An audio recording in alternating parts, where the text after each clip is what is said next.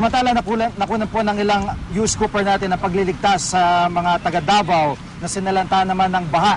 Narito po ang kwento ng kanilang quick response.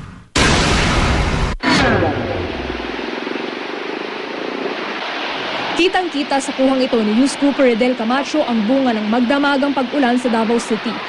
Ang ilog na ito sa May Generoso Bridge sa Bangkirohan umabot na sa warning level.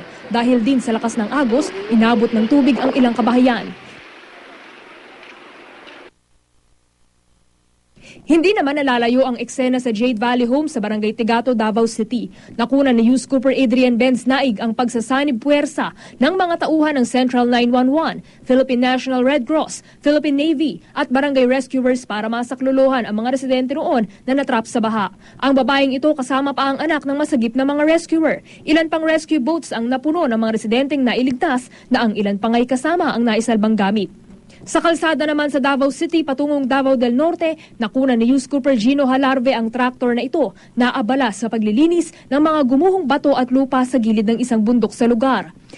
Dahil nga sa tindi ng baha, animoy nasa resort lang ang lalaking ito sa Matina, Davao City. Nakunan pa ni News Scooper Marjorie Macamos ang mama na nakasakay sa jet ski sa kasagsagan ng ulan. Trisha Zafra, GMA News.